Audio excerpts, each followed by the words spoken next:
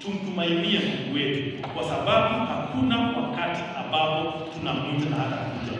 Lakini nataka niwaombe vitu hivi. Ya kwanza, utiifu.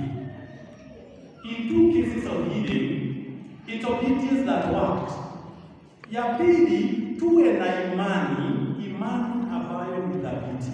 Imani ambayo inatuambia yale mambo ambayo Mungu amesema yatafanyika katika nyakati zetu, yatafanyika. Yale Mungu alifanya, alisema yatafanyika. That deep faith. Let me tell you a story of deep faith that happened to me sometimes this year. I went to pray for people in one corner of this country, very far. I drove for 8 hours to go there. Hawa watu, nilipofika kwa town fulani, nikatumiwa 2 young ladies. Nilipofika kwao, tukaenda. Tukiwa kwa njia, simu ikapigwa kutoka huko.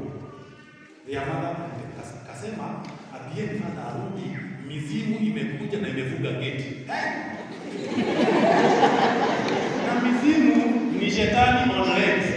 Because huko wanatembea mizimu inakujaga, inakaa ndugu hivi na kuenda huko. Sasa afternoon, but what was morning?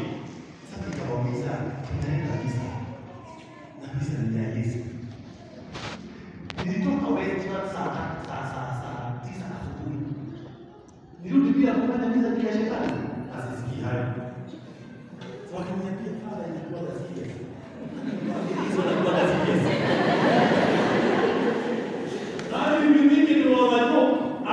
Nikamwambia twende. After driving for 45 minutes, nikapigiwa simu na Father wa hiyo dunia.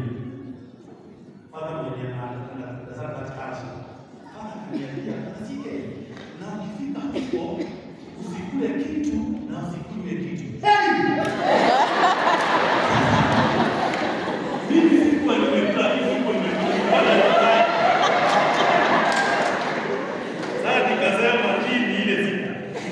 Nikasema Yesu, sasa ingia mtu wewe. Nichanuka sasa. So tukaenda Dar es Salaam ya. Ndio kumenyesha sana. So kuna bali gari hili. Nikatoka nikatoa normally back to mass boxes. So I gave the dishes to this each one. Wakaniendelea.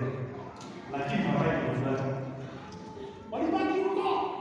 Mimi ndio kutoka nimeona baba iko pale. Mimi naenda wao wajua watanionea 18. Tukaenda. True to their word. Nikafika nikapata gate hii imefika. Kama ile lakini haiko na kaa box. So you can see from the other side and this side. Huko kwao wanalima mboga. So nikapata kitu wa watu wote wa hiyo boma wako the other side. Mimi niko this other side. My 2 girls were huko nyuma. Nataka kuona mimi na shetani tukionana uso kwa uso. Sasa nikamwambia Yesu, sianishe kwa sababu kama mbaya. Alafu nikamwambia sisi niambia hapa. So mimi nilishika kiti na mikono miwili. Nikaichika hivi, nikairusha nikaisukuma ikafunguka yote. Hapa kufunguka wale watu wote wakapotea kwa mwoga.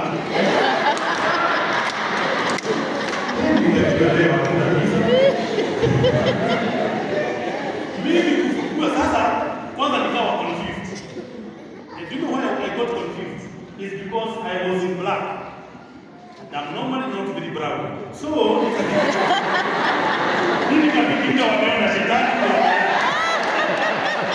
Na shetani anakuwa wa black na watu kwa sababu.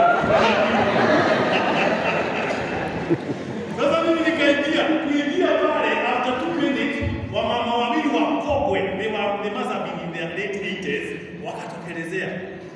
Walikuwa nasikia Kiswahili. Nikamwambia mami nipeni chai. Unakumbuka kama nilipigia simu? Sasa wale watu wengine wanaanza kuchomoka moja huko wa kuoka. Watu wanakuja Wote wakakuja nikawaambia pageni masi. Ni yenu na mizimu. Wewe nani atashinda? Wale wapashosho wawili wakaenda wakaniletea chai. Nikakunywa 2 cups tu. Kwa hiyo tukaanza misa kitu 11, tukaanza misa kitu 11. Misa ikaenda, misa iliisha karibu saa 10. Misa ilipoisha kulikuwa kumepikwa chapo na supu. Sijui hata ilikuwa supu ya nini. Nikakula chapo mbili na supu. Kwa hiyo mdeni. Mimi hapo ndipo nilisoma Mark 16 from verse 15 to 18. Imeandikwa hata mkikula kitu kibaya hakitawadhuru na meza chapo. Nasoma tena hata kula kitu kibaya na meza supu. And I started trying at exactly midnight. I was back to restaurant. That is called faith in action.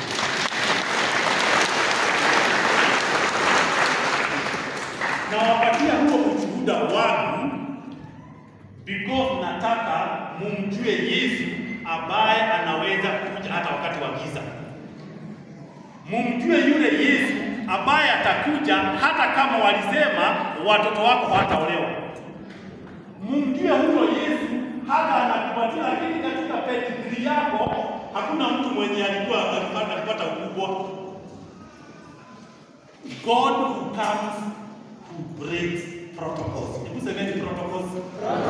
Semeni protocols. Mungu mwenye na break protocols. Protocols ni vile vitu watu wamesema.